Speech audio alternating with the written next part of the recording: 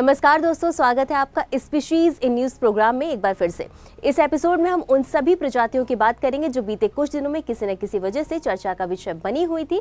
तो इसी के साथ हम शुरुआत करते हैं अपनी पहली स्पीशीज के बारे में, जिसका नाम है अफ्रीकी पेंगुइन। तो सबसे पहले तो हम यही जानेंगे कि ये चर्चा में क्यों थी।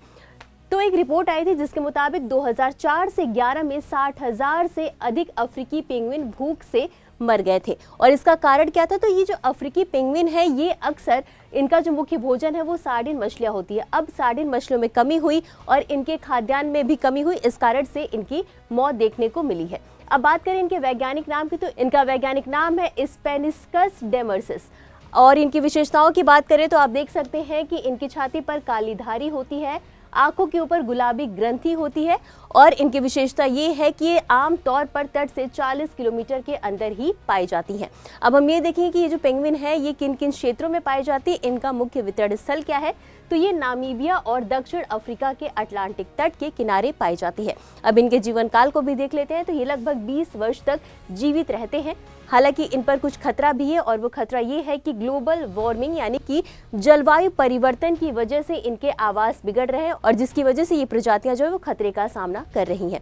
और इसी लिहाज से IUCN में इसे गंभीर रूप से संकटग्रस्त श्रेणी में रखा गया है। अब आगे बढ़ेंगे और देखेंगे अपनी अगली स्पीशीज के बारे में, जिसका नाम है हुलॉग गिब्बन। अब सबसे पहले तो यही जानेंगे कि ये चर्चा में क्यों बनी हुई थी। तो अरुणाचल प्रदेश के लोअर दिबांग घाटी में फंसे हुए हुलॉग गिब्बन के एक परिवार को बचाया गया और इसलिए ये चर्चा का विषय बनी हुई थी। अब जानेंगे इनके बारे में। तो आपको बता दें कि ये गिब्बन की 20 प्रजातियों में से एक प्रजाति है और इसका वितरण भारत, म्यांमार, बांग्लादेश, दक्षिणी चीन में पाया जाता है। साथ ही साथ अगर भारत की बात करें तो भारत में ये असम, मेघालय, अरुणाचल, नागालैंड, मणिपुर, मिजोरम और त्रिपुरा क्षेत्रों में मुख्य रूप से पाए जाते हैं। और इसी के साथ ये भारत का एकमात्र वानर है।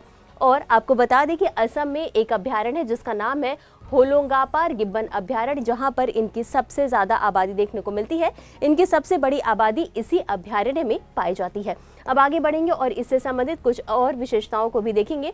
तो देख लेते हैं इनकी विशेषताओं के बारे में। तो ये छोटी और तेज गति वाला वानर है, यानी कि ये जो वानर है इनका आकार छोटा होता है लेकिन इनकी गति जो है वो काफी तेज होती है। ये दिन में सक्रिय होते हैं और पूरी तरह ये वृक्षों पर रहते हैं, यानी कि इनका निवास स्थान वृक्ष पर ही होता है। लंबी भुजाओं से शाखाओं पर ये लटक कर चलते हैं और इसी कारण इसे ब्रैकिएशन कहा जाता है। ये एक पत्नित्व होते हैं, यानी कि ये जीवन भर एक ही साथी के साथ रहते हैं। और इनके औसत जीवन काल की बात करें तो ये लगभग 25 वर्ष तक जीते हैं। अब जो सबसे मेन है संरक्षण स्थिति, उसकी बात कर लेते हैं। तो आपको बता दें कि ये जो हुलॉग गिब्बन है इनकी 2 प्रजातियां पाई जाती हैं। पहली है पूर्वी हुलॉग गिब्बन, जो कि IUCN रेड लिस्ट में इन्हें संकटग्रस्त श्रेणी में रखा गया है। और दूसरी जो प्रजाति है वो है पश्चिमी हुलॉग गिब्बन, जिसे कि IUCN की लुप्त प्राय श्रेणी में रखा गया है। और इसी के साथ वन्य जीव संरक्षण अधिनियम 1972 की अनुसूची 1 में ये सूचीबद्ध है। तो इतना समझने के बाद अब आगे बढ़ेंगे अपनी अगली स्पीशीज की तरफ, जिसका नाम है डोलोमेडेस इंडिकस। अब सबसे पहले तो यही जान लेते हैं कि ये खबरों में क्यों है। तो पश्चिमी घाट यानी वायनाड, केरल में एक नई मकड़ी की प्रजाति की खोज हुई है जिसका नाम रखा गया है डोलोमेडेस इंडिकस। आपको बता दें कि भारत में पहली बार पाई गई है ये प्रजाति और ये जो प्रजाति है इसका नाम है राफ्ट या फिशिंग स्पाइडर, यानी कि इसे राफ्ट या फिशिंग स्पाइडर के नाम से भी जाना जाता है। इसकी एक विशेषता ये है कि ये पानी पर कंपन को पहचान कर, यानी कि जो छोटे मोटे कीड़े मकोड़े होते हैं उनके कंपन को पहचानती है और उसके बाद ये शिकार करती है, शिकार को पकड़ती है। अब इनके नर और मादा में भी अंतर देख लेते हैं। तो अब जैसा कि आप इस इमेज में देख सकते हैं, जो नर है मकड़ी वो उसके चेहरे से पीठ तक एक सफ़ेद कलर की बर्फीली पट्टी होती है। और इसी के साथ मादा मकड़ी की बात करें तो ये बड़ी होती है और हरे भूरे रंग की काईदार चट्टानों में ये घुल मिल जाती हैं। जैसा कि आप इमेज में भी देख सकते हैं, ये नर मकड़ी की प्रजाति है और ये मादा मकड़ी की प्रजाति है। अब इसी के साथ और भी इससे कुछ विशेषताओं को देख लेते हैं। तो ये सिर्फ ठंडे, स्वच्छ, छायादार जल स्रोतों में ही पनपती है। अब इसी के साथ आगे बढ़ेंगे और अपनी अगली स्पीशीज के बारे में बात कर लेते हैं, जिसका नाम है हम्पबैक व्हेल। तो सबसे पहले तो यही जानेंगे कि चर्चा में क्यों बनी है। तो संरक्षण प्रयासों और भोजन बदलने की क्षमता के कारण हम्पबैक व्हेल की आबादी जो है वो 10,000 से बढ़कर लगभग 80,000 हो गई है, जो कि एक बहुत ही अच्छी खबर है। अब इसकी बात करें तो इसका वैज्ञानिक नाम है मेगाप्टेरा नोआंगेलिया। और इसी के साथ आपको बता दें कि ये बालिन व्हेल की एक प्रजाति है और ये बालाएनोप्टेरिडे परिवार का एक सदस्य है। अब प्रवास की बात कर लेते हैं तो ये गर्मियों में ध्रुवीय क्षेत्रों में रहती है और सर्दियों में ये उष्णकटिबंधीय क्षेत्रों में आपको देखने को मिलेंगी।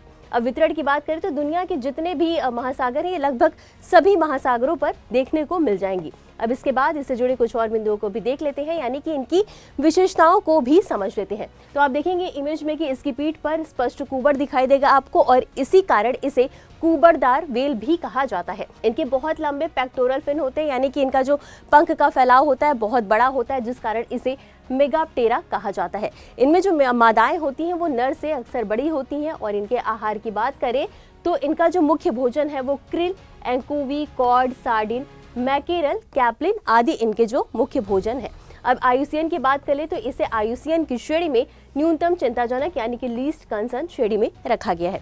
अब इसी के साथ आगे बढ़ेंगे और देखेंगे अपनी अगली और अंतिम स्पीशीज के बारे में, जिसका नाम है गोल्डन जैकाल। तो सबसे पहले तो हम यही देखेंगे कि चर्चा में क्यों है। तो तमिलनाडु की तेनकासी में तेजी से घटती संख्या वाले सुनहरे सियार के संरक्षण के लिए गोल्डन जैकल एम्बेसडर योजना शुरू की गई है। यानी कि तमिलनाडु का जो क्षेत्र है वहां पर इनकी संख्या कमी हो रही है, इनकी संख्या में कमी देखने को मिल रही है और इसी कारण इनकी संख्या में वृद्धि करने के लिए एक योजना चलाई जा रही है जिसका नाम है गोल्डन जैकल एम्बेसडर। अब आपको बता दें कि ये जो गोल्डन जैकाल है ये सामान्य सियार या रीड वुल्फ है, यानी कि इसे सामान्य सियार या रीड वुल्फ के नाम से भी जाना जाता है। अब इसकी विशेषताओं को देख लेते हो। ये मध्यम आकार का होता है, भेड़िए जैसा दिखने वाला ही कैनिड होता है। ये मानव बस्तियों में पूरी तरह निशाचर होता है। निशाचर यानी रात में जो जगते हैं वो निशाचर होते हैं। तो मानव बस्तियों में पूरी तरह निशाचर होते हैं और अन्य क्षेत्रों में ये आंशिक रूप से यानी कि बहुत कम समय के लिए दिन में सक्रिय होते हैं। अब वितरण की बात कर लेते हैं तो ये उत्तर पूर्वी अफ्रीका, दक्षिण पूर्वी यूरोप, दक्षिण एशिया से बर्मा तक फैले हैं। इन क्षेत्रों में इनका विस्तार देखने को मिलेगा और इसी के साथ ये भारत में हिमालय की तलहटी से पश्चिमी घाट तक व्यापक रूप से फैला हुआ है। अब आगे बढ़ते हैं और इससे जुड़ी कुछ और विशेषताओं को भी देख लेते हैं। तो ये गुफाएं खुद बनाते हैं या तो किसी अन्य जानवर की बनाई गई गुफाओं का उपयोग रहने के लिए करते हैं और ये अक्सर आपको जोड़े में देखने को मिलेंगे, यानी कि किसी न किसी साथी के साथ रहेंगे और ये पूरी तरह से एक पत्नित्व होते हैं, यानी कि ये पूरे जीवन भर एक ही साथी के साथ अपना जीवन यापन करते हैं।